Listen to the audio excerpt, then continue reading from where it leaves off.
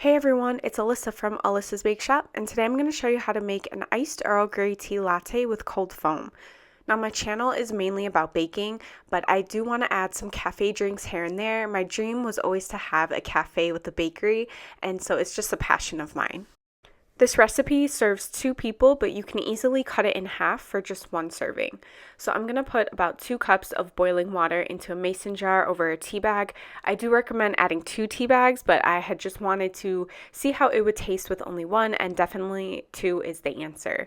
So what I'm going to do is just let this steep, and I like to let it steep for about 5 minutes, or if you follow the instructions on the brand of Earl Grey tea that you have.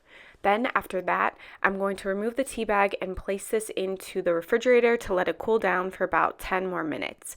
For today's cold foam, I'm actually going to be using a machine, but I will tell you some other ways that you can make the cold foam. I purchased this on Amazon about 4 years ago, and it was a really good investment because we make drinks a lot and it just is really easy to use. Now, I can't find this exact brand on Amazon anymore, but my family member uses a similar brand and I really like that one too, and I'll put the link below. Now that my tea is almost ready to be served, I add some ice to a cup, and yes, I really love ice, but feel free to add whatever amount of ice you'd like, and I'm going to just pour the tea over this and then add some milk, and then finally I'm going to add my sweetener, which I chose honey. Honey takes a little bit more stirring to dissolve, so if you'd like you can use simple syrup, you could even use maple syrup, and this is the time that you can also add some vanilla extract if you'd like.